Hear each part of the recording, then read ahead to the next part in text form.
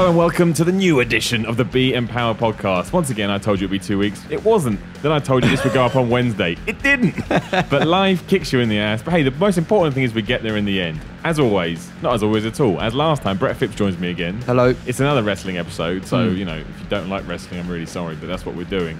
We're going to jump straight into it simply because we're on a time limit again. Yeah. We're recording this during lunchtime from videogamer.com. Yeah. So we're going to wrap up Extreme Rules. Going to throw in some Raw, maybe some King of the Ring in there as well. Maybe, yeah. Who knows? So you've seen Extreme Rules now. Yep. It went down this Sunday from Chicago. I can't remember the name of the arena. I wasn't a massive fan of it. It's weird because now I've done my usual podcast jaunt of listening to what everybody else thought of it and reading stuff online. A lot of people seem to think this was an okay show. Yeah, yeah. And I think we've got to the point now where if it's not a bad show, we decide it's an okay show. But I didn't think it was very entertaining. I didn't think it was very exciting. And to be honest, I only really enjoyed 2 of the matches. Same. On the main card, I'll start from the top, the pre-show. I enjoyed Neville versus Bad News Barrett. Obviously, I mean, you wanted to get into it. We'll start that now as well. Daniel Bryan got pulled from the show. Yeah. Which is a bit shit, really. He got pulled like half an hour or an hour before it was due to start, even though he wasn't even flown in for the event. Yeah. So they knew all well he wasn't going to show, but they left it to the last minute That's to announce bad. what they were going to do. From their perspective, though, if people didn't know, you can assume that they wanted Bryan to feel like he was trying his hardest to make it for the show. But if he's clearly not flown but if he's out, advertised for the show and you've got people who are expecting to see him, announce it as soon as possible. Like, that's the, you know, you've got the whole card subject to change thing. I don't think it will alter things too much. But I mean, the big problem now is, because the rumor is that Daniel Bryan is going to be out for a very long time. Yeah. Now, he had that sort of half-assed neck surgery before he came back. It wasn't proper. It wasn't proper. Oh, was it not? It was like voodoo neck surgery. Oh, God. And my worry now is that that's all gone horrendously wrong and we're not going to see him for ages. But we did have Adrian Neville. I'm not allowed to say Adrian anymore. Neville. yeah, Just why Neville. did they do that? Why did they do it with Cesaro? Why did they do it with Big E? Yeah. Just this Vince Part of the, McMahon's special thing. We must drop people's names. Part of the Neville family? To be honest, I prefer Neville. But Better than Adrian Neville, well, really. what does Adrian really do anything? Not well, really. it's better than Neville. Like, Adrian Neville was a terrible name. But you had Neville versus Bad News Barrett. And you know why Neville won, Brett Phipps? Because if you face, or anyone really... I heard about it. Yeah, this rule, If you drop out, then because otherwise you feel like you got ripped off. You feel like the guy that wasn't supposed to win, the bad guy. But if the good guy wins, you think, hey, that is wrestling booking from 1927. Yeah, oh my God. Like anyone would go, well, I'm disappointed with this show because Bad News Barrett won. He clearly wasn't supposed to win. Yeah. Fuck off. But it was a good match, and Neville is just... you've seen him since he came up. No, you saw him in NXT. Yeah, I saw him in NXT. Yeah, I fucking love watching him in NXT. He was... Every time he came to the ring, it didn't matter what the end... because he didn't spend a lot of time cutting promos and talking, it didn't matter what the end result was, because he's always top of the card. Yeah. I just knew for that 5 to 10 minutes... You'd be entertained. Exactly, massively entertained. And I think this is actually going to work against him because WWE look at that, in my opinion anyway, and say, oh, you know, you can only do the high spots. He can't put together a match. But I'm kind of in that mindset where, you know, as long as the story's good going into it, and if that's what he does, and that's how he wrestles, he thinks, I'm a smallish guy, and the way I need to take these big dudes down, I've got to be quick, I've got to do these innovative moves that they won't be able to handle. Yeah. I don't mind if it's high spot after high spot. I think it's quite entertaining, it's quite fun. I completely understand the argument then, well, if he gives me too much, then he has to continually sort of raise the bar to the point where it cannot be risen anymore, because it's physically impossible. But it's not necessarily about moves more than it is about speed and kind of agility and stuff like, which is different to the usual quite slow-paced WWE style. Yeah. And I'm stealing this from someone else, but I totally agreed when I was watching it. The biggest problem with this show as a whole is that all the matches felt the same. Yes. Even with the stips, a lot of the matches kind of were like this. It's got that same similar pace. It's got that same booking. That same story is being told. Not one of them, even when you're throwing in like a Russian chain or some tables and chairs, it's following that same... It's the pacing mostly. So when Adrian Neville comes out and goes 100 miles an hour, hence why the tag team match was good, which we'll get to later, it feels different. It feels special. It feels like more of a journey. You know, this 3 hours rather than here's a match, here's a match, here's a match, here's a match. I thought it was good that Neville won. If you don't know, we're going to talk about Raw as well and King of the Ring. So if you don't want spoilers for those, just turn down now. Obviously, they announced on Sunday night that King of the Ring would be coming back starting on Raw. I don't like the way they're doing it, though. Well, originally, the plan, or so they say, was it was going to last for a month. And I think that would have been a lot better. I would have much more enjoyed. They sort of started on Raw and then said, right, quarterfinals, semi-finals and finals will be on the network over the next 3 weeks or whatever. I think that would have been good, but they were so obsessed with trying to make people sign up after this free April month ends that they're giving away too much, I would say. But what did you used to... Because obviously watching it as a kid, what did you think of King of the Ring as a pay-per-view? It depended on what actually... The biggest problem is, I mean, I assume Neville won here because the finals of the King of the Ring tournament was Neville versus Barrett again, and Barrett gets his win back. Now, I actually think it's better for Barrett than it is for Neville. Simply because whoever wins that King of the Ring instantly loses all credibility because they sit on that throne with a stupid crown on a cape. Yeah. Barrett can get away with it because he's not goofy, but he's just the way he carries himself. He can be goofy and get away with it. Enough to own whatever he's wearing. That's the thing. And then he's already changed his Twitter feed to King Barrett and stuff like that. Really? This is where he's from, the throne room, and all this kind of stuff. So I don't think Neville really has that. He's supposed to have a mystique about him, and that goes with a. But and also he doesn't have that character to him yet. He's just a sort of an in-ring guy. He hasn't said a word yet in WWE. He chatted before his King of the Ring match. Oh, did he really? Barrett, and it wasn't. He's not. His promo skills are not great, and you can hear. They can hear they've tried to knock the Geordie out of him. They're really trying hard to get rid of that. But see, this is the big problem I have with WWE at the minute, post Mania, is the complete lack of telling a story outside of the fight itself. And this is why I love King of the Ring. I used to love as a pay-per-view because the way I watched it was these guys, say for example the first fight between two guys lasted 3 minutes. You think, okay, that guy's got, whoever wins that fight's got an advantage. The next fight, one punch knockout, that guy's got a massive advantage.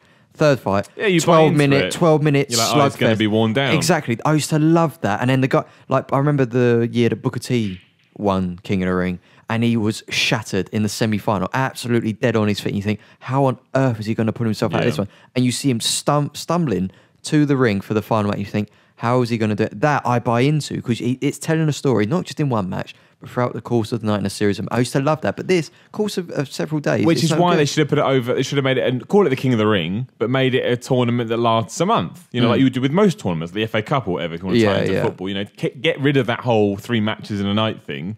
If you want to bite into the whole network era and spread it across that. But my problem with the network, my problem with King of the Ring is, what does it do for people? Booker T did wonders for him because he embraced the character and became King Booker, which is probably his best stint in WWE. That was great. What did it do for Sheamus? Absolutely nothing. Do you even remember Sheamus winning King of the Ring? Probably not. And that's happened for so many different people. So if Barrett now does go from Bad News Barrett to King Barrett and they push it and he's funny and he actually takes a step up the card. He feels like an upper mid-card guy rather than sort of a mid to lower mid-card guy. Then fine, but usually people win King of the Ring and nothing happens. Yeah, it's not even when Bret Hart won it back in the day. I mean, it was kind of a part of his ascension. But even with Steve Austin won it in '96. And that's his big thing. Where people go, oh, it's when he did his promo on Jake the Snake and Austin 316 was born. But winning the King of the Ring didn't have anything to do with it. It was everything around King of the Ring. So I think it's a great extra for people that want to subscribe to the network. But the way they've done it is come and gone before we even blinked. So that's the thing. And like Money in the Bank has a clear payoff. Winning the Rumble has a clear payoff, but this doesn't. Money in the Royal Rumble, I would say, is less. I think they haven't protected the Royal Rumble very well.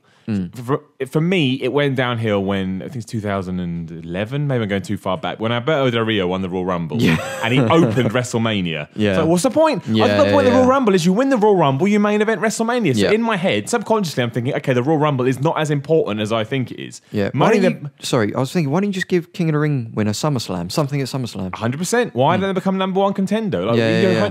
That'd be great. You are now the #1 contender at SummerSlam main event. Exactly. Totally agree. Because, Money in the Bank has been protected. Hence why when someone wins Money in the Bank, I think, fuck, they're Money in the Bank. Exactly. Because 2 people have fucked up. Damien Sandow and John Cena. Now, John Cena is John Cena. Damien Sandow maybe do a whole issue on Damien Sandow, how they book him. Although, again, this is how we're going to work here. Every time someone's name comes up, we'll jump around from Raw, Extreme Rules, King of the Ring, and just chat about it.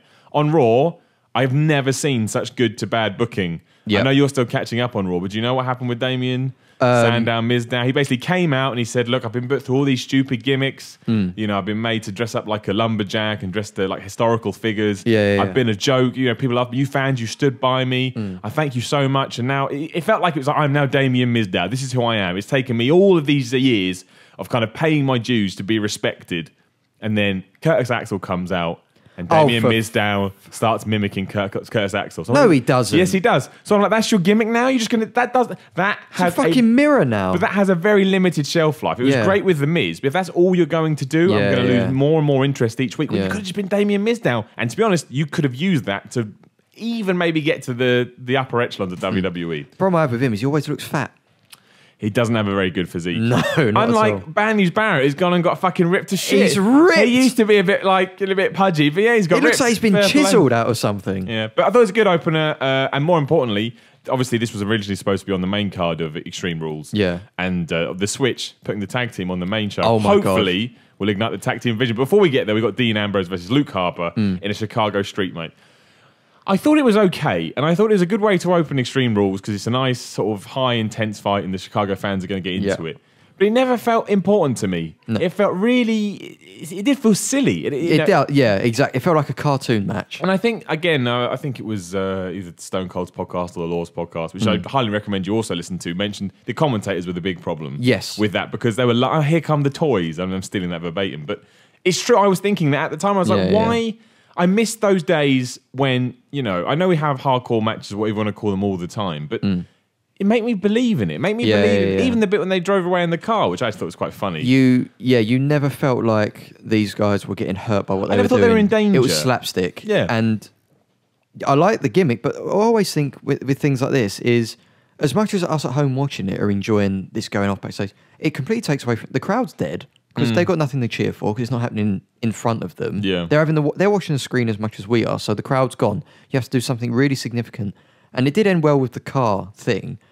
But it felt like no one told them, right, once you get backstage, here's what you're going to run into. We're going to put these things along the way for you. I think they did make it up on the spot. Yeah. Being like, or at least have an idea in their head. Why didn't they leave like a trail of breadcrumbs and, right, hit them with this. Here's a bottle or something. Not a bottle, because you're not going to get a bottle in 2015 WWE. Bottle, no one's ever been. Actually, that's not true, they have been. But do you know what I mean? Leave a trail of breadcrumbs to hit things with. Make it... I quite like them going backstage. Hit them with Axel. Pick up Curtis Axel and hit him with him or something. That's all he's good for now. Yeah, foreign exactly, object. yeah. I thought it was good because I can't remember the last time two people brawled backstage and then drove off. So that was quite good. But again, the whole time I was just empty to what was going on. I didn't feel invested in it. And the whole build really has just between those two guys, who I think are very good. I think both Dean Ambrose and Luke Harper could actually be far higher up the card than they are and still be holding their own. They're both very unique characters. I mean, Luke Harper, when he gets more time on the mic, which I hope he will do going forward, will sort of develop that a bit more. But it was just...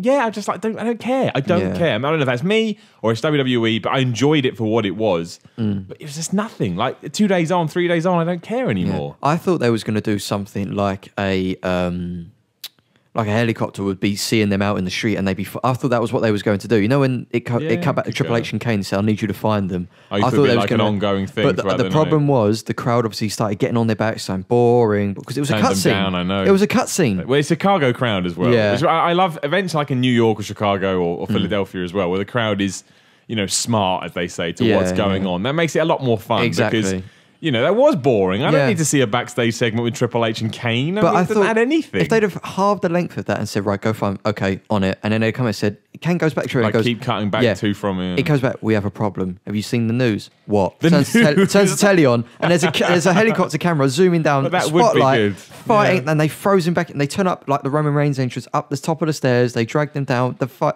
Do you know what I mean? Do something more with it. Yeah. But it sort of petered out into irrelevance, really. It did. And to me, they didn't do much on Raw either. Those guys. I think they were in the King of the Ring. Tournament matches. I can't remember who. I think Ziggler beat Harper, didn't he? Yeah, it was it was nothing. But then we moved on to Dolph Ziggler versus Sheamus in the Kiss Me Arse match. Because don't forget he's Irish. If you even dare to forget that Sheamus is Irish, if his hair isn't enough of a giveaway that he's Irish, why the fuck? I mean, why isn't it I'm a blonde American guy match? You know what I mean? I can't stand this whole Rip thing. Your shirt match. It was Sheamus' gimmick. He's Irish. What else? Just mad, angry Irishman. Like we don't need Kiss My Arse matches anymore. Drink Boy Guinness match. Well, yeah, why not? Yeah, that sounds filth. Actually, I don't like Kiss My Arse matches because what do we get at the end of it? Somebody else kissing somebody else's arse. I don't need to see that in professional wrestling. It doesn't do anything. But this match to me again was just. I don't know. I don't know whether. I mean, the feud is what Sheamus doesn't like smaller wrestlers, and Dolph Ziggler's taken offense to that, so they had a bit of a schmoz. But then he got all friendly at the end. Ziggler should have been like, "You kiss my ass, nah." But he was all like, "You wanted this," and he started pointing at him, wiggling his ass. His ass. Yeah. But it was all weird. You just battered. He battered you for that whole fight, and then you rolled him up. Stole a win. Yeah. I don't know. I mean, Ziggler's very, very good. He is. I don't like him as much as some people because a lot of people think he should be world champ and stuff. I just don't see him as that person. He's built for the IC belt. But to me, he's a workhorse. He's not a superstar. So, I mean, I have no problem if they don't want to put because it's all about the story you build around him. If you build a story around him for me to believe in, I'll believe in him, and that's fine. But in terms of where he is at the moment, he's a workhorse to me. So he should be in these kind of matches. But I don't. to me, the stipulation was added because it's Extreme Rules, and the whole gimmick of Extreme Rules is we have to have stipulations to the matches. I would have been much happier for this to have been, because Adrian Neville was kind of involved. Maybe building Adrian Neville somehow, maybe building, other people that are considered smaller wrestlers. Because at the moment, the story to me is just, it's just very weak. It's like we need to partner Sheamus with someone. We need to partner Dolph Ziggler with someone. They're both free. We'll put them together. There was no real build, and this match was fine. It was, but again, this is my problem. It could have been on Raw, this match. It could have even been a SmackDown. The whole thing could have been Raw. It could have been a special edition of Raw. That's what it felt like. Look at the colour scheme, everything, the staging. It all felt like a very long Raw. But that is because we're in the network era. That is the thing. There is no longer a need, because you're not relying on pay-per-view numbers to ensure people buy the pay-per-view. What you want to do is you want to keep people subscribed to your network. Now, obviously, that means Extreme Rules has to be good, because people don't want to miss the pay-per-views, but it doesn't live and die on that anymore. As long as the depth of the network is good and the content is good, plus you're getting new stuff, Extreme Rules on the other, I'd say, 8 pay-per-views rather than the big 4 can be like this. They can feel like special editions of Raw because they are there to serve a purpose rather than to make money. And again, I think this was, this just summed it up to me. And obviously, the feud's going to continue because Sheamus and Dolph Ziggler went at it again. Dolph Ziggler he attacked Sheamus. I can't remember who the hell Sheamus was fighting on Raw now, but he attacked him. There was the kickoff. But he attacked him, which meant the Sheamus opponents got disqualified, so Sheamus went through. He was fighting Ryback. Fucking Ryback. While we got here, I mean, it hasn't happened yet, but let's not forget that Bray Wyatt is about to start a feud with Ryback. Is that what it's going to be? That's what it's going to be. Now, it's not a spoiler, because just in case you weren't sure, when Bray Wyatt cut his promo on last week's Raw, saying, "You lift weights," it then cut to Ryback coming out to the ring, just in case any kind of sense of mystery you wanted got thrown out the window. I just need to point, I tweeted this the other day as well. Everyone's going, and I disagreed with this at the time, I disagree with it even more now. Just being in the ring with The Undertaker will do wonders for Bray Wyatt. No, it doesn't. That's bollocks. The fact he's still calling himself the new face of fear, which apparently what he was fighting The Undertaker at WrestleMania for that name. And he lost, and he's still saying it, and he just feels like nothing now. People say wins and losses don't matter in professional wrestling. Not if you're The Undertaker, not if you're John Cena, not if you're Triple H. If you're Bray Wyatt, they matter so much, because right now, you're a loudmouth. And who are you going to beat? You're going to beat Ryback? Everybody's fucking beating Ryback. I probably beat Ryback at one point and forgot about it. Why? Because no one gives a shit if you beat Ryback. Just remember, ignore the size of him, because again, this is his gimmick. Ready? Everyone, take a pause. This is it. Stupid. That's it. There was a time when I thought Ryback was all right. He's so dull. He's so dull. I cannot get behind him at all.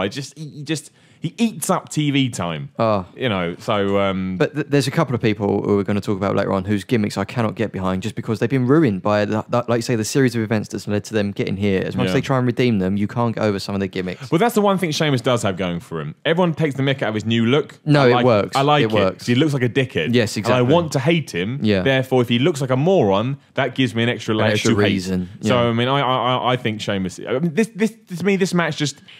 could have been more than it was, and the stipulation actually for me took away rather than added. And but again, this is another reason why they need a cruiserweight belt for me, because again, they've got guys in certain weights. But who would be in it? Because my worry would be you get what happens with the tag team division. I mean, who do you put in the cruiserweight division? But look at when Rey Mysterio's went. You could have Ziggler, Ambrose. Ambrose all those not a guys. Cruiserweight though. No, but you need a belt that's as prestigious as the World Championship for guys who are lesser weight, like a light heavyweight but belt. that's what they should for the IC title. That's what they've got to do. But they can't. It's not that belt. It can be though, because it's too so big a gap. It's so destroyed. They can build it up for however they want, and it needs challenges. But clearly, when we move on to talk about the US belt, they can't, because they're getting it wrong for me. And I think we disagree on that. But what we both agree on is that the tag team match was the highlight of the night. I mean, this is everywhere. This isn't just our opinion. Everyone thinks that, and it's simply because it was fast-paced action. It was good action. It made sense. There were high spots when you wanted there to be high spots. Flowed beautifully as well. And everything. You've got two teams that actually... Because, I mean, if you had asked me even a week ago, who were the New Day? I'd be like, I have absolutely no idea. And that's because they were this kind of half-face, half-heel tag team while WWE tried to figure out what to do.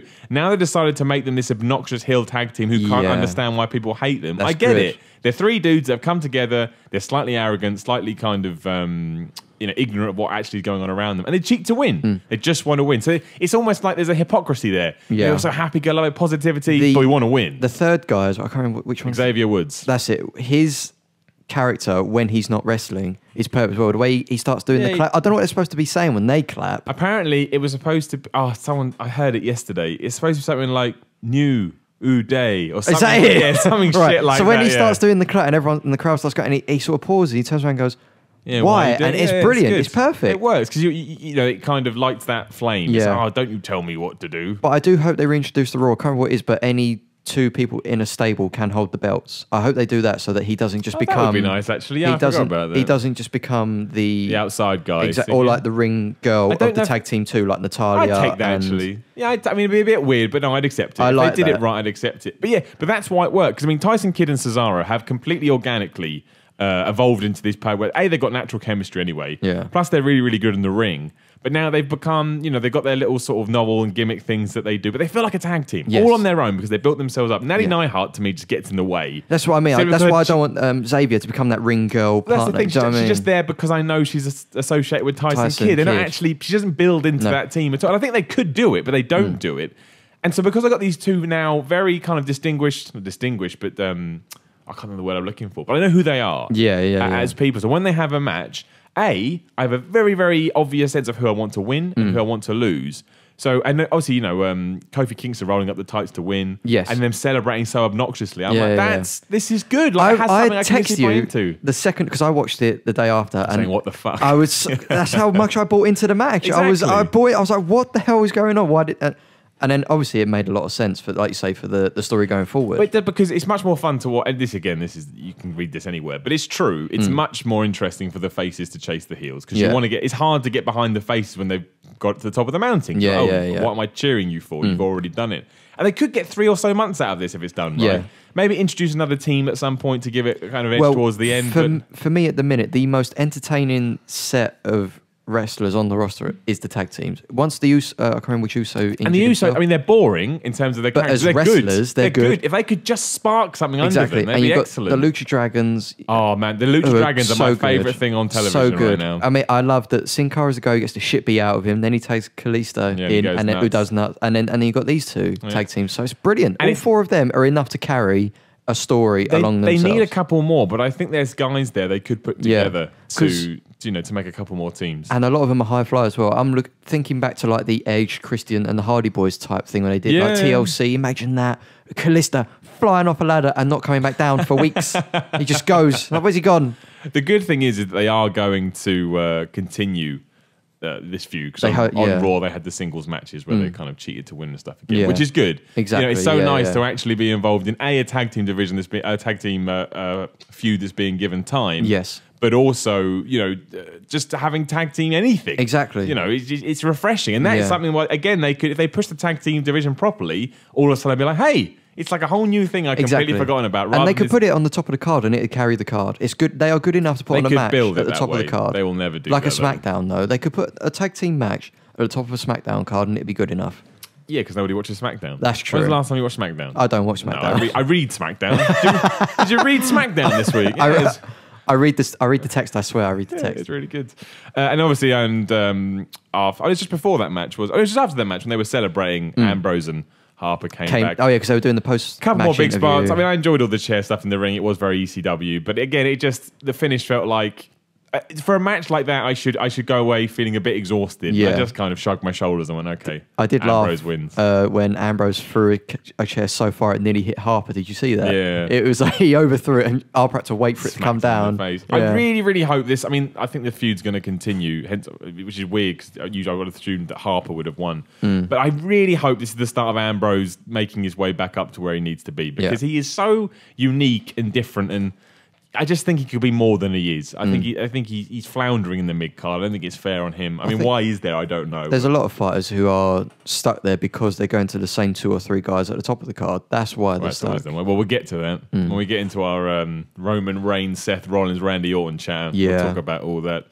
We then segued into what I consider the most disappointing match of the evening, which is John Cena and Rusev in a Russian chain match. The chain was about 2 miles long. Well, that's fine. It's usually quite long because you have to have some kind of flexibility with it. But my problem with it was just, this was supposed to be. I don't expect people, to bleed or because it's a PG related product, but it just didn't feel like it had any intensity or any.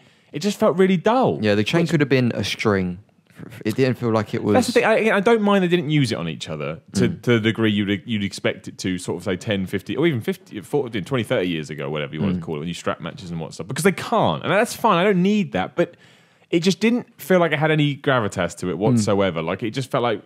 And it felt like we don't know what to do with John Cena on pay-per-views. Right. We don't know what to do with Rusev in terms of, how do we get his momentum back? So we'll just give him a kind of a passable match. We'll lock him in a chain because we need a stip for Extreme Rules. And again, there was confusion with the finish. Because obviously they played off the whole, if a move got done in between touching the 4 ropes, it got reset. But it didn't get reset because he did the AA, so that's why he's mad. Now they're having an I Quit match at Payback. Yeah. Now, the whole point of this match, as John Cena said on Raw, is I'm fighting for America and America will never quit. Thanks for ruining the match for me. Yeah. John Cena never quits. He sometimes loses, but he never quits. Yep. B, he's now tied it into if he loses, America loses.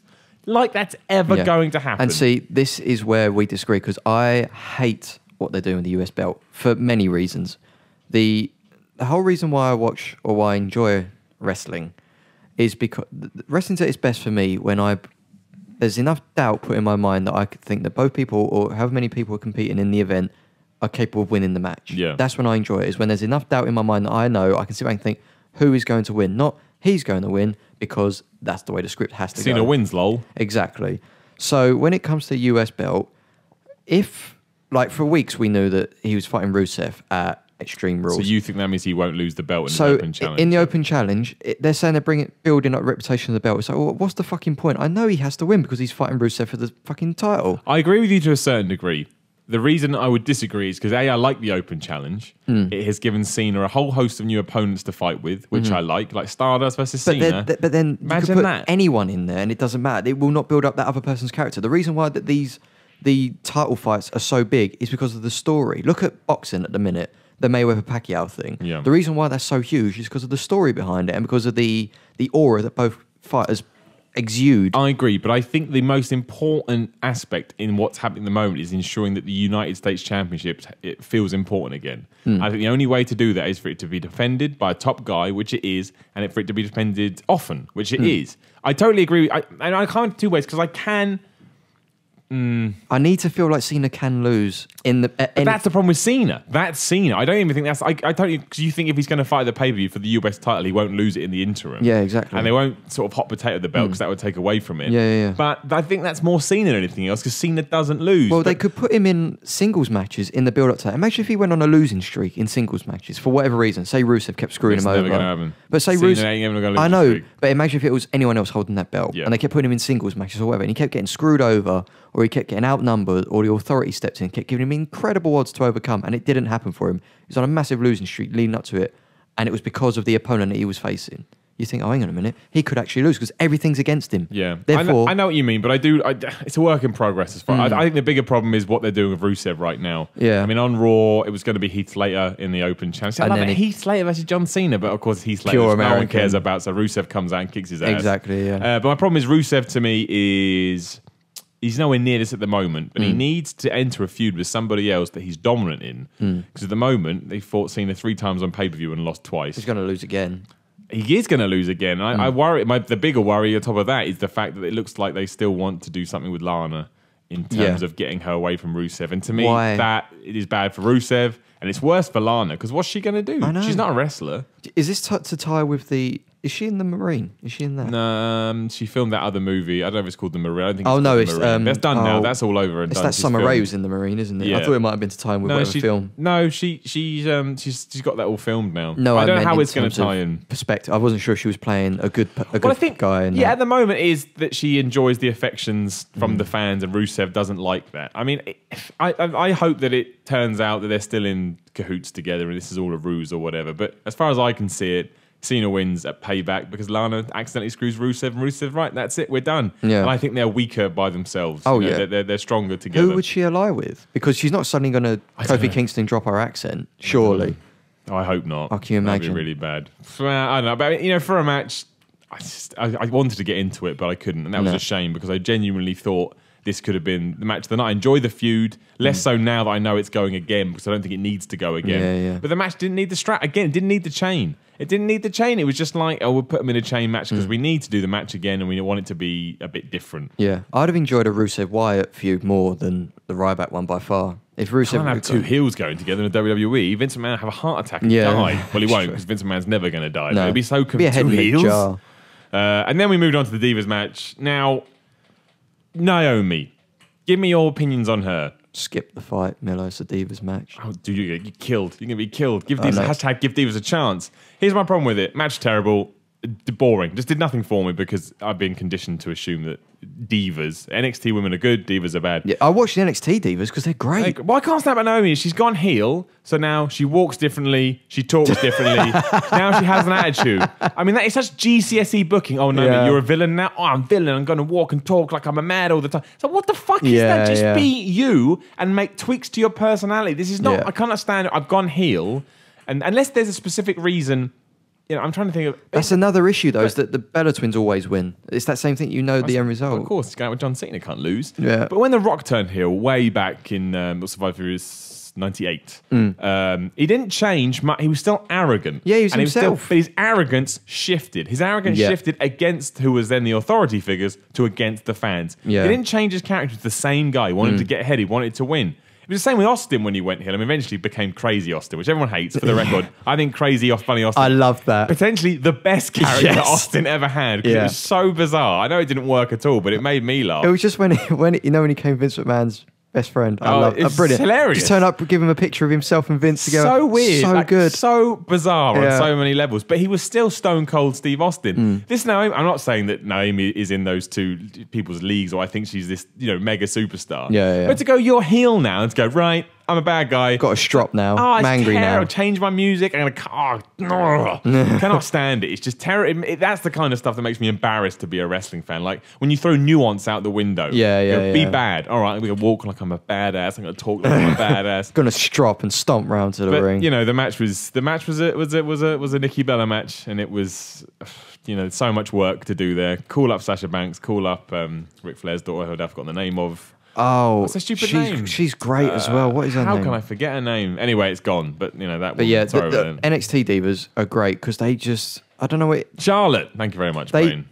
They do things that you've never seen in a Divas match before. They go to the top rope. They throw each other around. If you had had that kind of match here, it would have felt different from all the other matches on the card. And then I'd be like, it's fantastic. It has a different flavour to it. Obviously, having females in it is instantly going to make it different from having males in it. But I'm enjoying the work rate. Yeah. There's intensity in the NXT Divas match. No, not Divas. NXT women's matches. It's not Nikki Bella's or Naomi's fault. It's WWE's They've got nothing to face. They're giving no time and they've been given no investment for the last 7 years. So you can't expect that to turn around in a day, but new faces are the way to do it. Yeah. And the problem is they can't just send out all the NXT women's wrestlers because there's nothing in the NXT either. They can't just say wholesale, you all go up, because they've got the same problem just elsewhere. Yeah, because they weaken the NXT brand. Yeah, It's a problem they're always going to have. They've got to build new people up, then push them. Yeah, this is why they can only cherry pick as well. That's the problem. Roman Reigns versus The Big Show.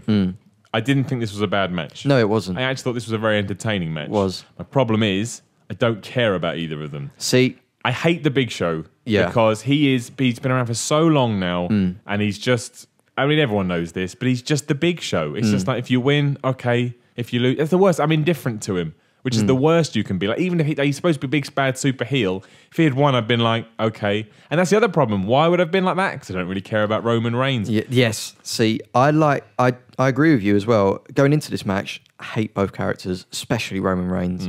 Coming out of the match, I loved the way Big Show went about his character throughout, where Roman Reigns went to get the table, he threw it back under the ring, said, we don't need that for what I'm going to do to you. So it was Brock Lesnar style, like, I'm going to wreck you. We don't need any of this. And the fact that he carried tables around in one hand, he was, manhandling everything. I like that. Roman Reigns, I cannot stand him. He's not a good wrestler. He cocks his arm when he does a... And I hate all that. I think he's a good wrestler. I think he can work. And I think he does have a certain amount of intensity to him. But I don't like his mannerisms. No. I don't like when he wanks his arm. Yeah, basically. exactly. And I don't enjoy. Yeah, it's very a bit harsh that he's not a good. He is, but he is good, but I don't enjoy him. Yes. I don't mean Roman Reigns. I mean Roman Reigns, the performer in the current role. I think they need to. And again, I sound like I'm writing on internet forums, but I just think this would work for him. I think turning him heel and letting him be, because he does come across as very like. It's beyond self-assured. It's Believe that? No. There's a certain cockiness to him, which I'm happy to accept, but not when he's a face. He's a bad guy. I'm like, okay, your belief has now spilled over into arrogance. But at the moment, he's he's not likable. No. I think he's good, but I think he needs to be put in the right role. And I think they're slowly getting there with him.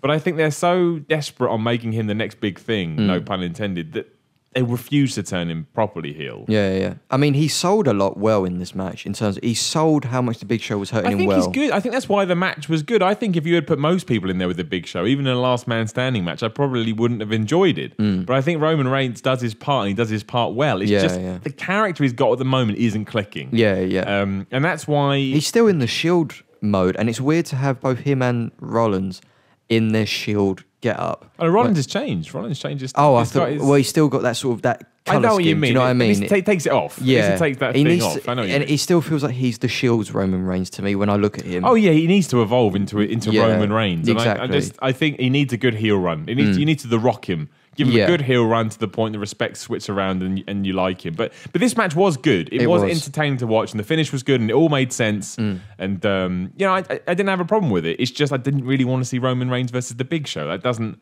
get me excited. But I tell you what, it does get me more excited about what they've done now. Again, end of Raw, they had a big poll. What do you want the main event of Payback to be? You can have Randy Orton versus Seth Rollins. You can have Roman Reigns versus Seth Rollins.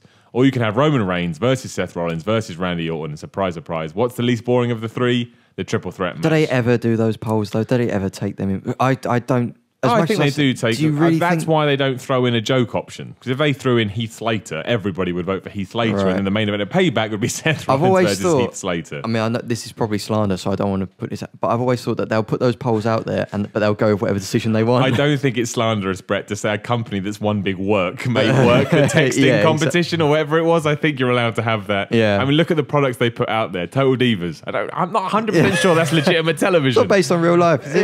Yeah. But there's two problems I have with that main event, and we'll tie this into the main event of Extreme Rules. Wait, which main event? The Payback one. Yeah, Payback. One, I think Seth Rollins and Randy Orton have used up all their mileage. After that cage match, I'm now looking, I don't want to see you fight again. I actually think maybe I was done after WrestleMania. I didn't realize that at the time.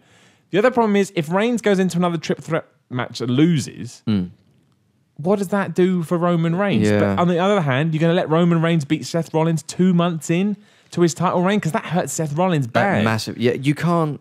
So there's no good outcome to this. No. I don't want Orton with the belt because Orton is boring. He just is. He doesn't do anything for me. I like good Orton. work, but he's a good worker, but he's dull. He's like, who is he? He's just Viper. He gets the crowd going every time he wrestles, though. He not with his. He doesn't do a single move that gets the crowd going in that regard, but he manages to sell everything. As soon as he's pulled something off, he'll turn to the crowd, and he's got so much energy that he'll get them going. He'll point to them. I find that hokey. Really? I don't like that. that. I find that I feel like he can't win them over with subtle movements, so he has to just do it. Yeah, I know what you mean. Frontal. I know what you mean, but it's the passion that he sells that is enough. And I think the only way they can do this is... But the only win to me as a wrestling fan is Seth Rollins takes the belt away. But then that fucks Roman Reigns really hard. But he cannot beat... I don't think he can beat Roman... He cannot pin Roman Reigns in this one. He has to end the feud with Orton by pinning Orton in some way, shape or form. But Reigns still lost. Reigns still had the chance. But he cannot be the one who's pinned like he was at Mania, because like you say, that just buries him further down the pecking order. So if Seth Rollins pins Randy Orton at Payback, you think how does that? It does then build your Seth Rollins Roman Reigns feud. He didn't pin me, but you don't think it takes away a little something from Roman Reigns that he keeps getting put in these matches and he keeps going away with nothing? Not if he gets screwed over in the similar way that Brock was, and maybe Brock comes back from his suspension at this one. Maybe something. No, apparently Brock's coming back at SummerSlam. If you were Seth Rollins, right? But that's a room. Who knows? I mean, that could be bollocks. That could be. But I mean, something like that, and I don't understand why just because Brock's out, they've taken Heyman out. But they need to, I'd like Heyman to go with Reigns as well. I tell you why, because if Heyman's on, I don't think it works if Heyman's on TV and then all of a sudden Brock comes back and he switches alliances, which is what they did last year or maybe 2 years ago, and it just felt a bit weird. And I like the fact they're off TV. It makes me want to see them. Oh, of course, yeah. That's the best thing. I want to see them. Whereas Randy Orton, I never want to see again as long as I live. But moving into the cage match, the problem of which was, of course, Kane. And then you all sat there going, well, when's Kane going to get involved? He's Yeah, not involved yeah. yet. So I was doing work on my laptop and I was just like, oh, wait till I hear Kane get involved. And I look up and the finish was terrible. Like the finish was even the commentators. The commentators didn't know. Who are supposed to be my conduit to, I'm a bit confused there. The commentators have filled me in. They were confused. No, just... Exactly. It's terrible. I mean, the commentating is the worst thing about WWE right now. To be honest, I haven't said this in a long time. I did like what Jerry Lawler did on this pay-per-view. Some of the things he said, he added that comedic tone to it, and not in a... I disagree with that entirely, but fair enough. Fair enough. Not the whole night, only a couple of times. Did he like the Luke Harper match? If that was the tone they were going for, fine. Yeah. But he sort of offset that match, and he made it funny, and it shouldn't have been, but he did it well. All right. This match... But JBL is basically Vince McMahon's voice box. That's what it feels like. He's the only... literally. Literally. Oh, yeah, all of them are. But I'm saying he feels like he's the only one who's literally speaking verbatim what Vince is saying. Yeah, yeah. Whereas Michael Cole feels like the one who sits between the two, trying to keep them both in check. Advocate, man. Yeah, exactly. And Michael Cole I've never liked, just because... He's terrible? Exactly. But for once, it felt like Jerry... Lawler was adding something exactly, right. and as whether that's good or bad is down to each person's own taste. And I enjoyed some of it, not all of it, because again I was hardly listening to the commentary. I was just watching it, But it's just weird when, like you said, they all came together at the end, and none of them could get a conclusion out of that single moment. No, I need to walk away like. Don't use your pay-per-view to build the Raw feud. Yeah, let me have some form of resolution. And I don't know. I thought the whole thing was just. I mean, oddly, my highlight from the last 3 weeks of television has been Kane. Now, don't get me wrong. I don't want Kane to be anywhere near the main event. But actually seeing some impassioned promos from him, I actually enjoyed. I thought that was quite good. And now, if this all leads to Kane putting back on the mask and then retiring in 6 months' time or a year's time or whatever, one last nostalgia run. I've got a soft spot for Kane. I loved him when he first came in, and it's been watered down ever since. What if that he shouldn't be anywhere near the main event? What if that was Taker's final Mania match was Kane? Well, that was the rumor. I'd love that. I would love. That'd be great. I'd love a Taker. It doesn't really sell. That's the problem. I mean, Taker versus someone else probably sells a bit more if you're doing it at Mania. But Taker versus Kane in a retiree match, an Inferno match or a casket match, something like that. I'd be all right with that. Like That'd I say, a lot of people are down on the Kane character now, and rightfully so. Yeah, exactly. Just a shill. Financial officer, what the hell he is. It's just bad. But the original Kane, I remember being 14 years old, 97, so I'd been 13. And, I'd snuck downstairs to watch Bad Blood. And parents they don't listen to this, but I used to do that all the time. They had no idea. Was you worried about them catching you now? Well, they're parents, man. They don't let shit go. And I remember that all happening. I remember WWE booked it, brilliantly because Paul Bearer had gone on this big rant, Undertaker and all that stuff. And they left it for a while. And they focused on Undertaker versus Shawn Michaels in the Hell in a Cell. And that was enough for me. It's like, fuck me, the Hell in a Cell, it's amazing. Look at it. I've never seen anything like this. So when Kane came out, all of a sudden, all that weeks of TV that happened, quite a while beforehand, came flooding back. I was like, oh, fuck, it's Kane. It's amazing. He looked impressive and he ripped the door off. And being at that age, it was just a spectacle. Exactly. And he fought in the red never changed and the fire. It was awesome. Now he has to do tax returns after his matches. See, I remember when I was a kid as well, same sort of thing where you see that me and my friends ever wanted to find out was what did he look like beneath the mask? Because obviously I was I've been like 8, 9, 10. We just expecting to see this horrible Freddy Krueger scarred man. I remember picking up WWE magazine. I was in WH Smith's, my local WH Smith's, opening up a copy, and then there was a picture of a man, but his head was tilted down, so I could only sort of see the top of his hair and a tiny bit of detail on his face. And then the caption was Kane sign autographs. I was, I just ran, Mum, I need the magazine.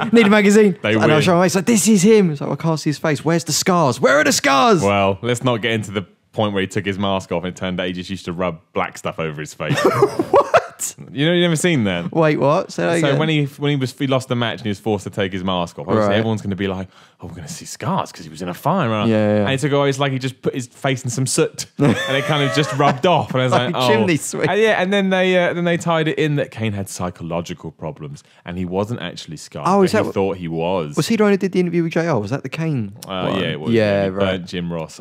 Oh, yeah. Wrestling, sometimes. But yeah, I mean, I thought Raw and this feel very much like they're in the WrestleMania hangover. Oh, yeah. They don't want to give away too much because they only have a certain amount of stories to get them through to next year's WrestleMania. Yeah.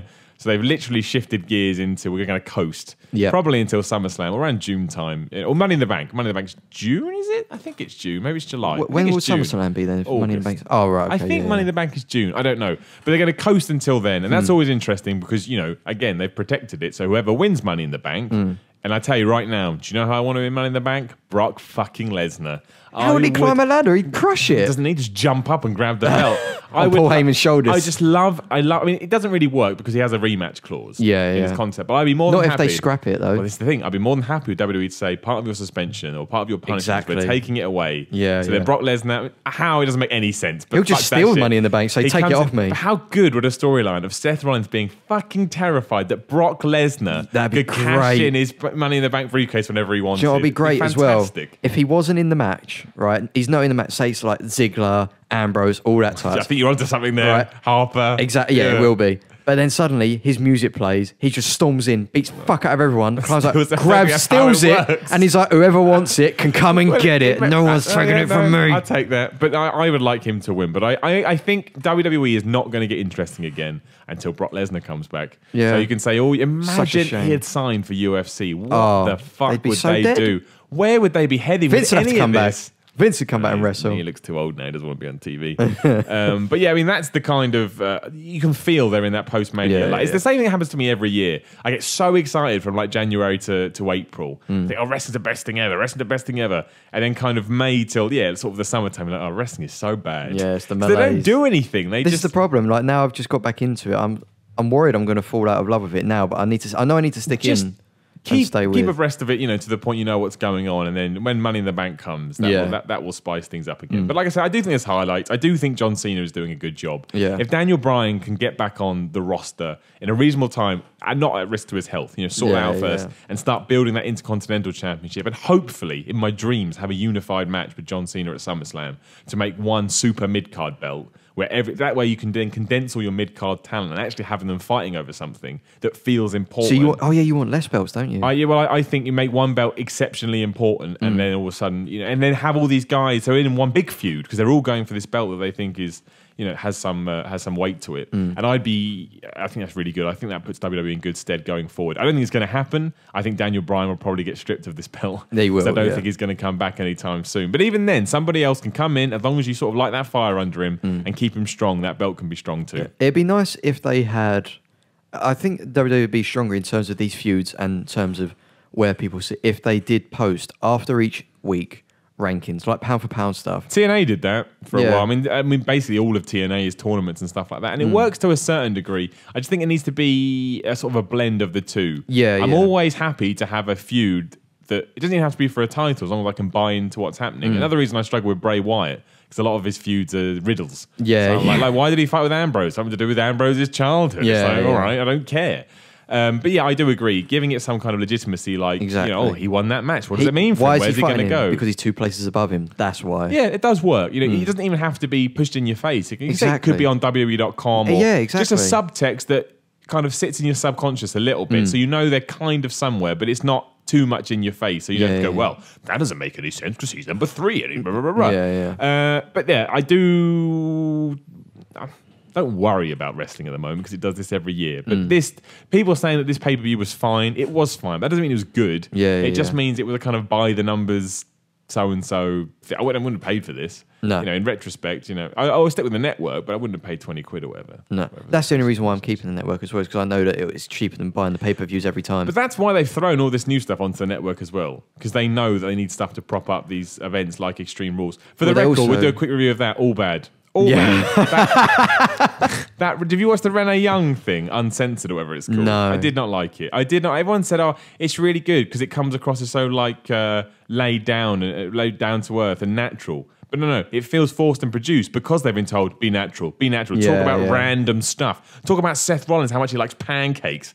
talk about that band he likes. It's like, oh, this is so bad. And the Jerry Springer thing is terrible. Yeah. The whole reason why I put that all this month is because another month where there's free subscribers to keep them on. I think I might as well keep it. I'll tell you what as well, I'm going to predict now, this should go up tomorrow, which is well beforehand. The Jericho interviews tonight as we're recording this. With Stephanie McMahon. Yep. It's going to be shite. Of course it will. I guarantee you now. Stephanie McMahon won't say anything of interest, and Chris Jericho will do his whole, I'm pretending to be natural, hard-hitting investigator, but in reality, I've agreed all these questions beforehand. I hope now here's Stephanie. a fuzzy song. I hope you ask Stephanie if she's on steroids as well. Just because. Why not? Just throw it out exactly. there. Are you on steroids? You're on steroids? Yeah. It's such a stupid question the to most ask. produced question What I've a ever stupid seen. question. It was like, look, John, what I'm going to do is I'm going to just throw it at you mid-question and be like I'm fucking, on the ball.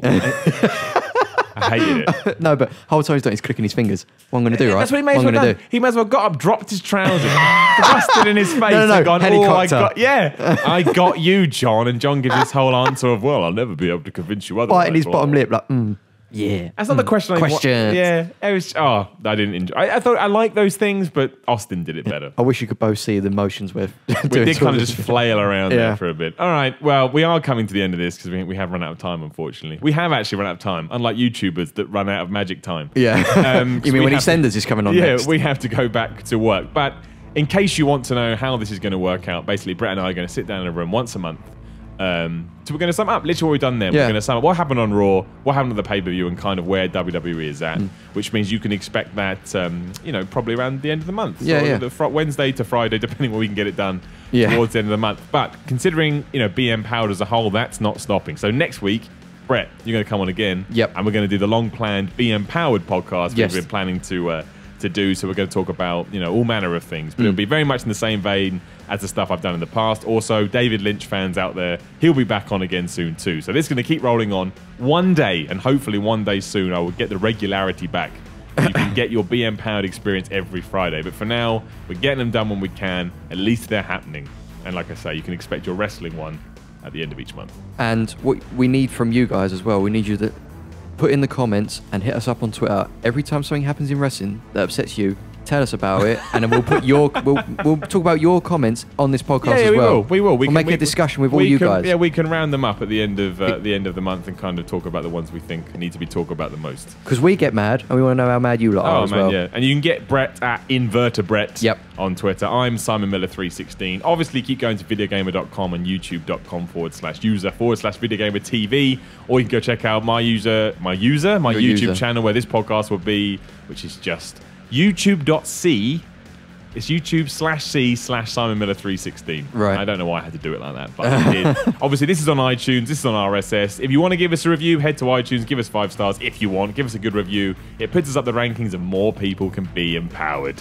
But Brett, thank you very much for joining me again. You're welcome. And you will be back very soon. Yeah, maybe even to 7 fucking days. Fucking days. Fucking days. That's I'm gonna right. be tired. Boy. But in the meantime, thank you for downloading this. Thank you for letting the Be-Mpowered podcast into your lives. We're going to be back, I hope so, in 1 week's time. Bye.